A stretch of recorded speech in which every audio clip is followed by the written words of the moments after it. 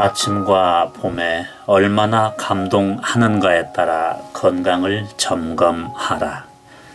자연의 깨어남에 대해 당신 안에서 아무런 반응을 보이지 않는다면, 이른 아침 산책에 대해 아무 기대와 설렘으로 잠을 떨치고 일어날 수 없다면, 첫새 뒤적임이 전율을 일으키지 않는다면 눈치채야 한다.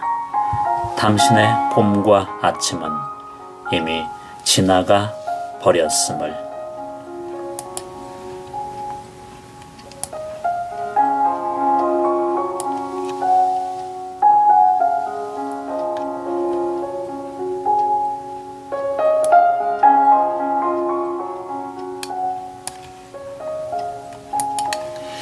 네, 어느 자연주의자가 일상의 소소한 것에 대해 무너지는 것을 경계하는 말이라고 합니다.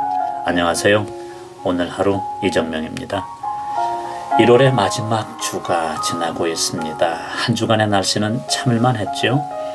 너무 춥지 않아서 다행이다고 했는데 그보다 오미크론으로 인해서 마음이 좀 무겁습니다. 바이러스와의 전쟁이 3년차로 접어들고 있고요. 그래서 자연을 지키고 그 속에서 평화를 누리는 게 쉽지 않다는 것도 알았습니다. 모든 것이 관계라고 생각할 때 나의 정성과 관심과 사랑이 선행되어야 그 관계가 제대로 성립될 수 있는 것이죠. 관계를 우리는 인연으로도 말할 수 있습니다. 그래서 좋은 인연은 나의 선한 말과 행동으로 지속될 수가 있는 것이죠. 요즘 우리 주변에는 말 잔치가 벌어지고 있습니다. 자신의 진정을 알아달라고 상대방에게 호소를 하고 있습니다. 방역 당국자의 고통에 가까운 당부 말씀도 매일 나오고 있고요. 한 나라의 통치에 무속이 개입해서는 안 된다고 절규에 가까운 말로 호소하는 교수님도 보입니다. 또 눈물로 자신의 입장을 호소하는 후보도 있고, 대한민국을 공평한 세상으로 만들고 청년에게 희망을 주는 나라로 만들겠다고 잠을 자지 않고 메시지를 날리기도 합니다.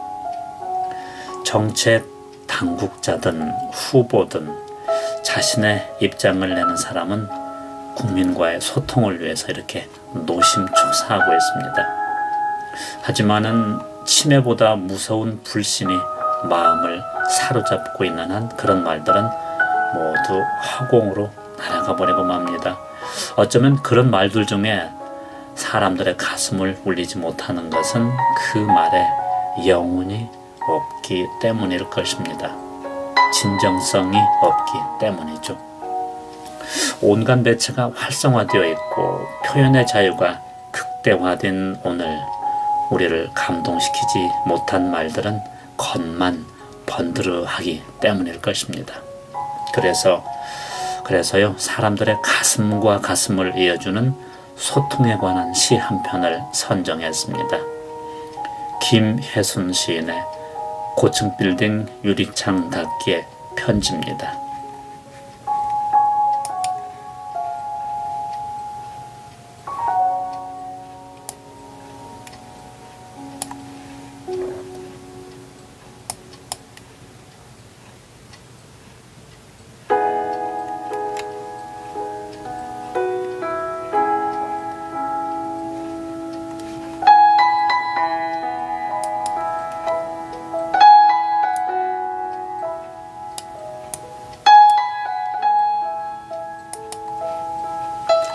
고층 빌딩 유리창 닫기의 편지. 저녁엔 해가 뜨고 아침엔 해가 집니다. 해가 지는 아침에 유리산을 오르며 나는 바라봅니다. 깊고 깊은 산 아래 계곡에 햇살이 퍼지는 광경을. 해가 뜨는 저녁엔 유리산을 내려오며 나는 또 바라봅니다. 깊고 깊은 저 아래 계곡에 해가 지고 석양에 물든 소녀가 붉은 얼굴을 쳐드는 것을, 이윽고 두 개의 밤이 오면 나는 한 마리 풍뎅이가 됩니다. 그리고는 당신들의 유리 창문에 달라붙었다가 그 창문을 열고 들어가려 합니다. 창문을 열면 창문, 다시 열면 창문, 창문, 창문, 창문. 밤새도록 창문을 여닫지만 창문만 있고 방 한 칸 없는 사람들이 산 아래 계곡엔 가득 잠들어 있습니다. 밤새도록 닦아도 닦이지 않는 창문, 두드려도 열리지 않는 창문, 두드리면 두드릴수록 두꺼워지는 큰 고래 잠. 나는 늘 창문을 닦으며 삽니다. 저녁엔 해가 뜨고 아침엔 해가 지는 곳, 그 높은 곳에서 나는 당신들의 창문을 닦으며 삽니다.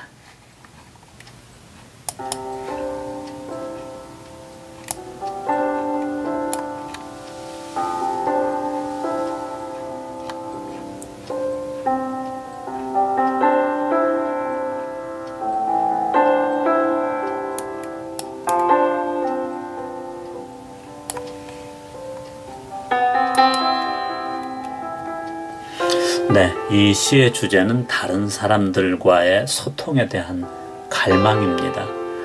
시인은 유리창 닫기를 등장을 시켜서 유리창 안에 닫힌 사람들의 마음을 열기 위해서 열심히 유리창을 닫고 있습니다.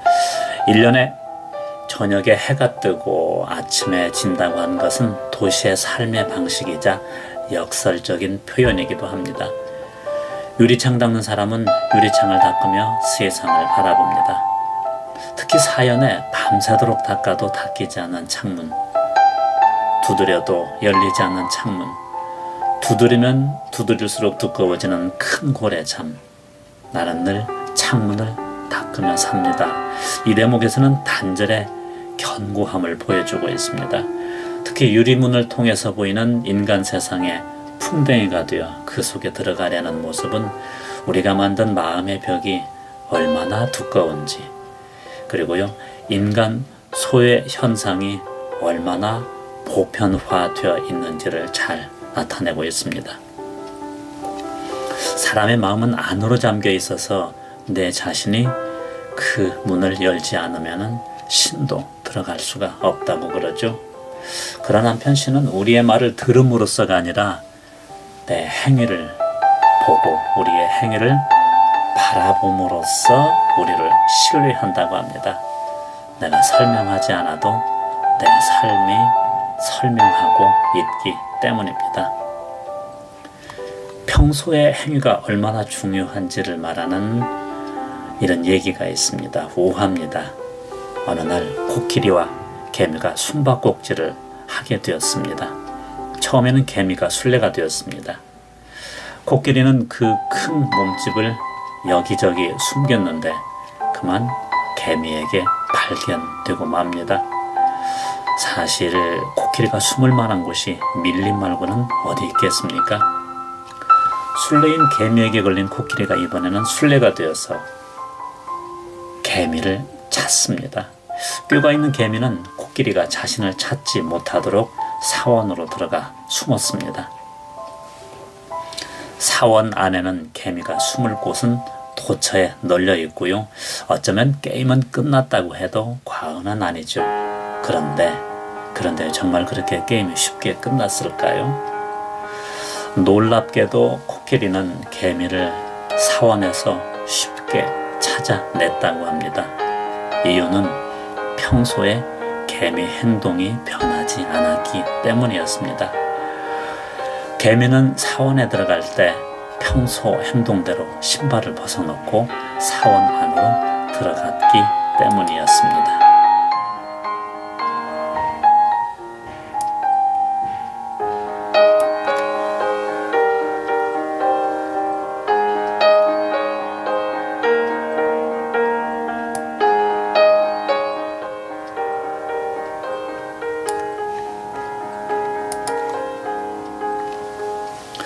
웃자고 한 얘기지만 순간순간의 행동에 내 삶에 진실된 궤적이 나타나 있습니다.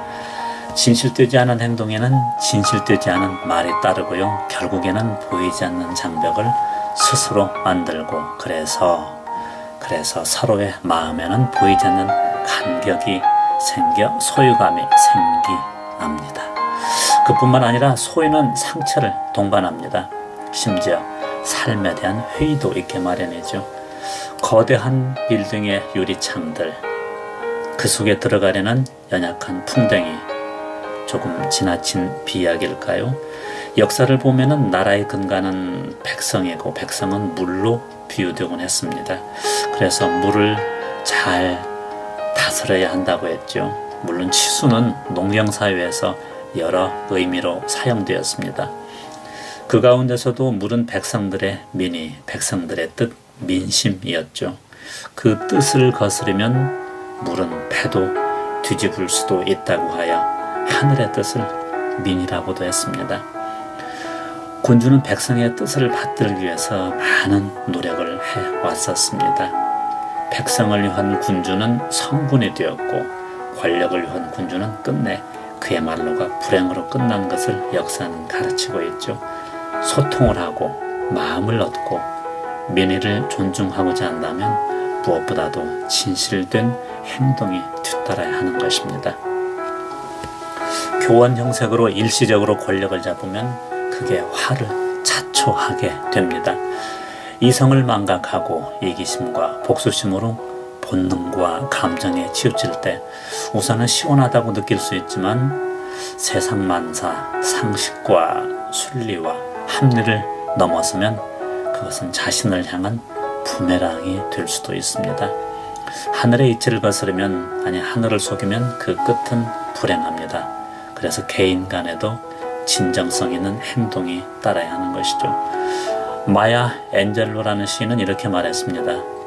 사람들은 당신이 한 말과 당신이 한 행동은 있지만 당신이 그들에게 어떻게 느끼게 했는가는 잊지 않는다. 이렇게 말했습니다. 자신의 행동에 따라 상대방은 느낌을 갖는다는 것이죠. 그것이 진실인지 아닌지를 말입니다. 백무산 시인의 시 가운데 나도 그들처럼 이라고 하는 시가 있습니다. 생명력 있는 삶으로부터 멀어진 현실에 대해서 성찰을 한 시입니다. 과거에는 사람들이 자연의 이웃이며 친구였습니다. 그래서 자연 즉 바람, 비, 별, 대지, 숲의 말도 알아들을 수 있었지만은 지금은 인위적인 것들이 너무 넘쳐서 자연과 소통하기 어려운 것을 표현하고 있습니다. 자연과 멀어지면서 인위적이고 본능적인 것이 되어 자연을 훼손시키고 마침내 자연의 법칙을 거스르면서 자연과 소통하기 어려운 상태가 되었다는 것이죠. 가끔 보면 산을 정복했다, 바다를 정복했다, 하늘을 정복했다고 말을 합니다. 그럴까요? 자연은 정복의 대상이 아니죠. 우리가 자연의 일부가 되고 자연이 되어야 합니다. 시를 소개해 드리겠습니다.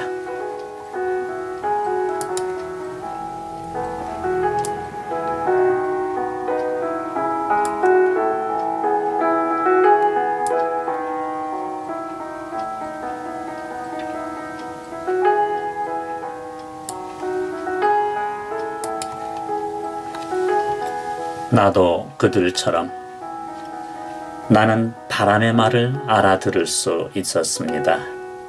내가 계산이 되기 전에는 나는 비의 말을 새길 줄 알았습니다. 내가 측량되기 전에는 나는 별의 말을 이해할 수 있었습니다. 내가 해석이 되기 전에는 나는 대지의 말을 받아 적을 수 있었습니다. 내가 부동산이 되기 전에는 나는 숲의 말을 알아들을 수 있었습니다. 내가 시계가 되기 전에는 이제 이들은 까닭없이 심오해졌습니다. 그들의 말은 난해하여 알아들을 수 없습니다. 내가 측량된 다음 삶은 터무니없이 난해해졌습니다. 내가 계산되기 전엔 바람의 이웃이었습니다. 내가 해석되기 전엔 물과 별의 동무였습니다. 그들과 말 놓고 살았습니다.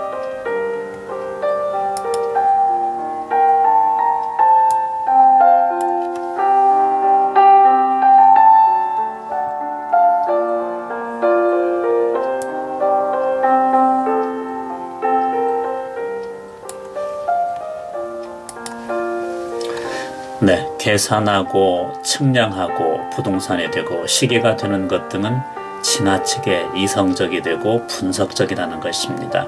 자연은 분석의 대상이 아닌데 말입니다. 생각하고 사랑하고 가족과 이웃에게 정을 나누는 설 즈음입니다. 그냥 정을 나누는 것이지요. 저울에 달지도 않고 말입니다. 네, 코로나 환경으로 얼굴 마주보고 웃음소리는 듣지 못해도 우리의 마음을 전할 수는 있습니다. 계산하지 말고요. 가진 것 나누는 행복한 설 명절 보내시기 바랍니다.